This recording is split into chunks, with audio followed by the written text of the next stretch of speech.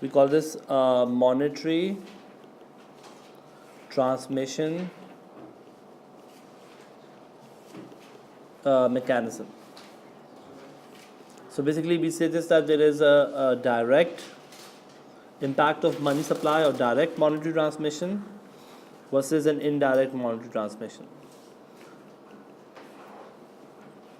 The direct monetary transmission mechanism simply says this, that whenever you have more money supply, whenever government increases money supply in the economy, this high money supply would mean people have more cash in their hands. So there is what we call higher liquidity. Basically, people have more cash in their hands, and because of which your money supply is more than money demand.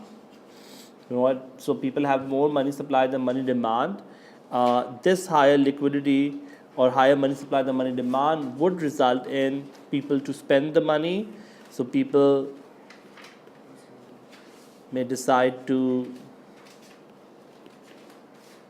spend this excess liquidity, and this in turn would mean higher expenditure, so therefore AD to go up.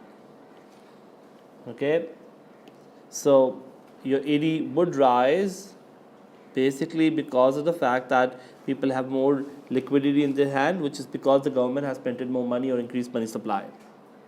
The indirect monetary transmission mechanism basically says is that if the money supply goes up, then this would basically cause the interest rate to go down.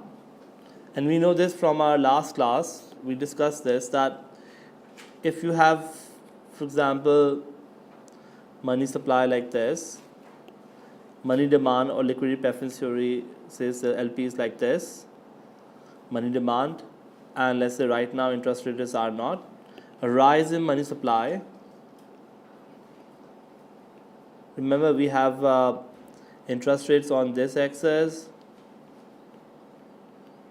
and our quantity of money is on the other axis. So rise in money supply causes our interest rate to fall. Makes sense? There's more money in the economy, but that would cause a downward pressure on interest rates. That rise in interest rate would result in many things to happen. Number one, interest rate goes down, your cost of borrowing falls, also your incentive to save may also fall, and that would make consumption to fall and investment to fall. Firms will find it cheaper to borrow money, consumers will find it cheaper to borrow money, or there's also less incentive to save. This will go up. Firms will find it cheaper to borrow, so consumption would rise, investment would rise. Because it's cheaper to borrow money, so firms will borrow more, consumers will also borrow more, and consumption and investment both will rise, which in turn would mean AD would go up. Okay, so the first factor is the consumption will go up and investment will go up, causing AD to go up. The second factor is also that when the interest rates are going down, your hot money will flow. Hot money will flow out. Why? Because now investors would not be investing in the depositor will not be depositing in the country, but they would want to deposit money abroad, which would put a downward pressure on exchange rate. So exchange rate would fall. Okay, so hot money will flow out, exchange rate will fall. When exchange rate falls, exports become cheaper, imports become expensive, and that in turn would also cause your X minus M to go up. Assuming, of course, Marshall under condition, but that doesn't really need to be identified. But so basically, two things happen. Your consumption goes up, investment goes up, and X minus M goes up, which also makes the AD rise. Like if I look at this will cause our AD to rise. So if I draw our AD curve,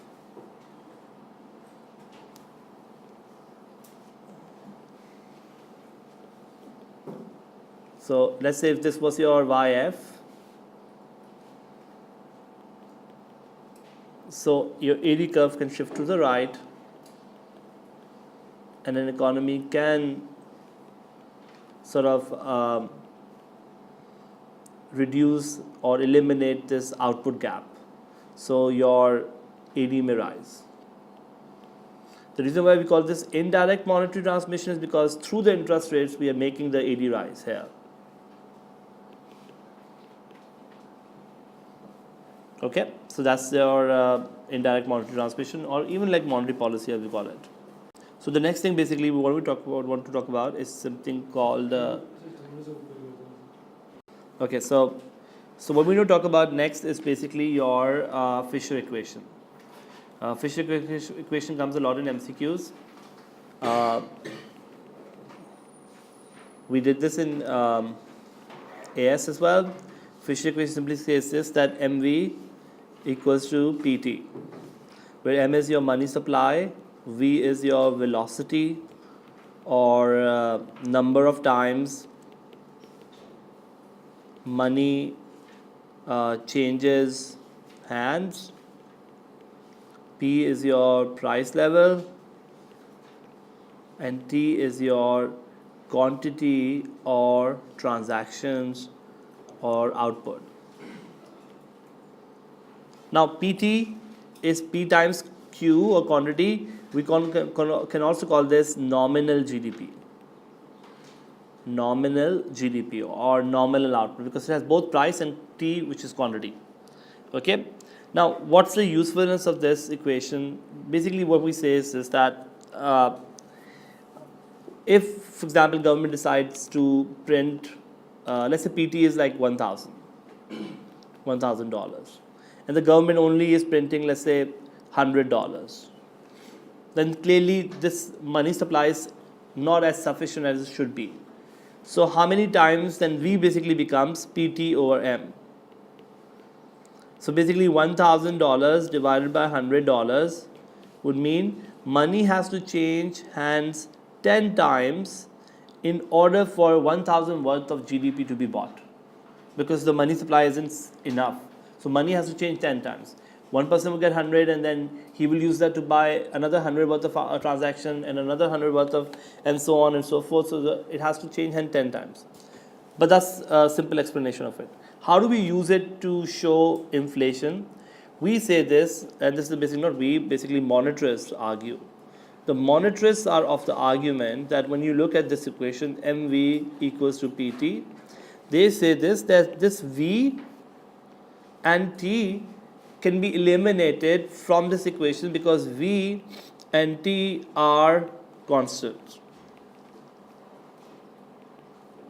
that do not change when money supply changes.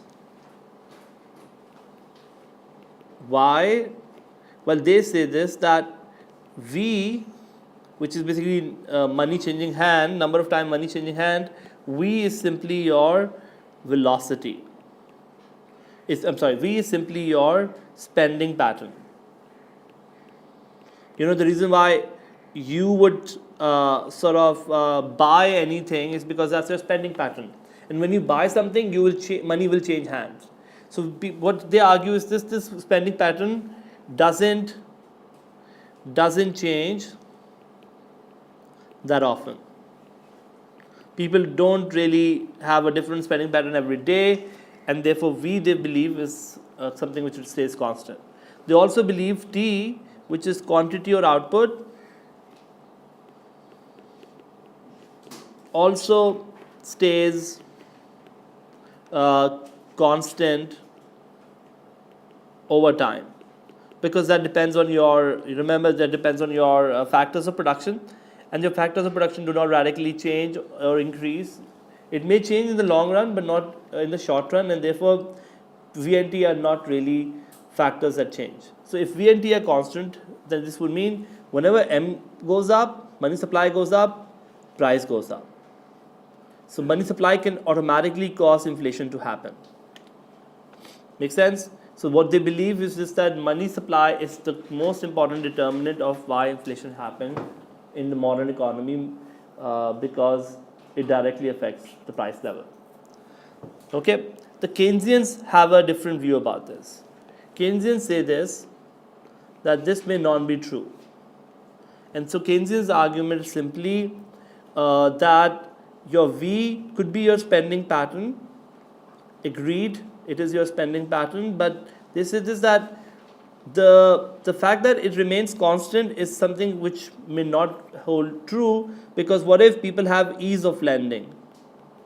If I have a credit card, I have ease of lending, maybe I might decide to buy something knowing that I can pay the loan later. So ease of lending, like through credit cards or through other means, would mean spending pattern may not be constant. So ease of lending may not cause the V to be constant. And also at the same time they say this, that your T is quantity, and if the economy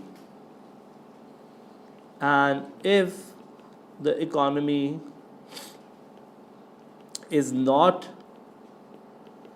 in full employment,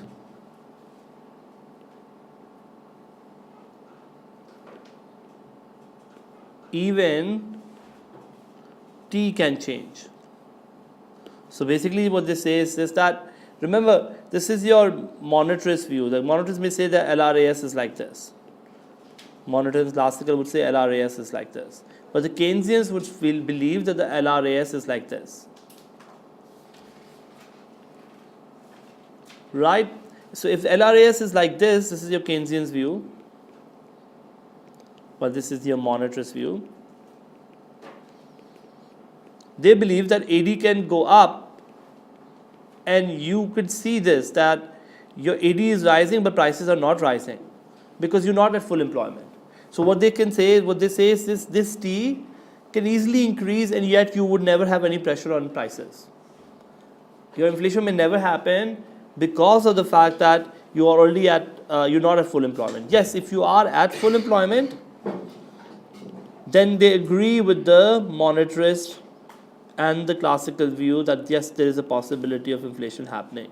But the fact that AD is not at full employment would mean basically this do not happen.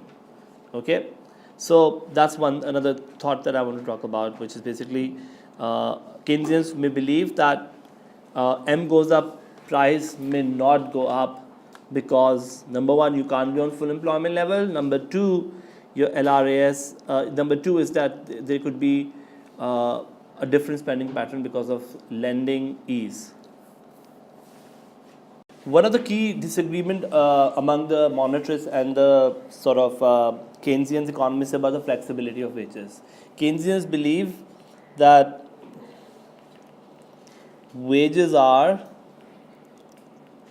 not flexible downward. They believe wages are basically what they call them sticky downward. While monetarists, let me write this word, this is an important term, this comes in MCQs, they are sticky downward, while the monetarists and the classical more so, believe that that there could be a possibility that the wages can actually, wages are very flexible, and people are okay with taking a wage cut. Now look at why this would change our LRAS curve. So if this is your LRAS, for example, we're discussing the classical view right now.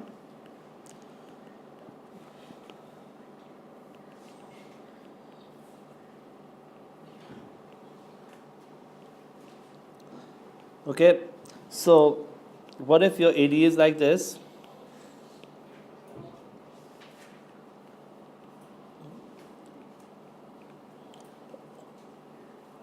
Let's say AD is 80 naught, okay, and suddenly AD goes down. If AD goes down, then if AD goes down, let's say because of recession, your GDP may fall. Right, from YF, suddenly you are at Y naught. Okay, because of the fall of this AD, you could have unemployment happening.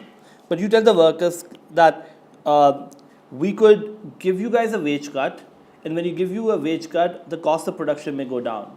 And when the cost of production goes down, we could actually be able to have more people buying our goods. So if the workers take this wage cut, your aggregate supply curve will shift to the right.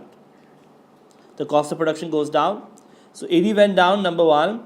Cost of production went down as workers decided to take a wage cut, and the economy automatically recovers from a recession. So you were at A, you went to B, your economy was a recession, automatically in the long run come back to C at a lower price level. So what the classical economists argue is that you don't need government to intervene, because जब AD गिरेगा automatically wage cut होंगे, वो wage cut होगी, aggregate supply आपका बढ़ेगा, and you will come back to YF. So you don't need a wage cut at all. In fact, even if there's a inflation happening, let's say if this is LRAS, right?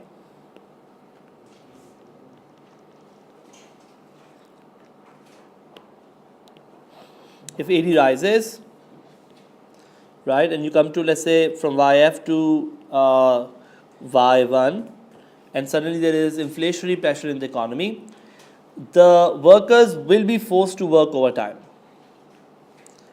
But then they'll be like, you know what, please give us a wage rise because the demand is strong. And when the wage rise does take place, the economy will again come back to the equilibrium. So it's the flexibility of wages which result in us to come back to point C. Okay, so a recession is also fixed automatically, and an inflation is also fixed automatically. You don't need any government intervention in this case. Without government intervention, the economy is automatically recovering itself.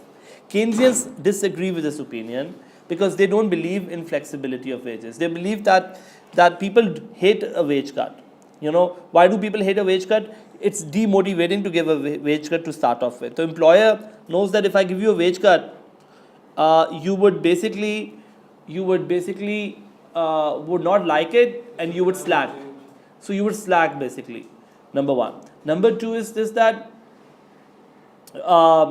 if you look at it from the worker's perspective, worker would also be like, if I get a wage cut, then it will take me a lot longer to get my wage back to the same level. You know, even if the demand goes up, my wage may not go up to the same level. So such is the case, then what they believe with your LRAS is like this. They don't believe economy will fix itself automatically. Wages are inflexible downward. So let's say अगर आपका अभी demand 80 not था, and let's say if 80 falls, then the economy may get stuck at this Y1 for a lot longer. They believe that the recession can be long and painful. Why is it long? Because the wages are not flexible. So AD will not recover itself automatically.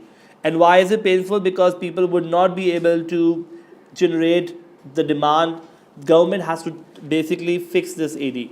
And that's why when you look at fiscal versus monetary policy, the Keynesians are a firm believer of fiscal policy. The government actively trying to stabilize the AD. Because when AD falls, the economy is in a recession, you would only be able to fix it by government increasing government spending or reducing taxation. So the government has a key role to play. Classical, on the other hand, and even monetary on the other hand, do not like government's intervention too much. They believe that government, when they come, they will only make things more complicated and all that. Okay, so that's what one of the key sort of disagreements about the flexibility of wages, which is why our policies will differ when it comes to Keynesians versus monetarists.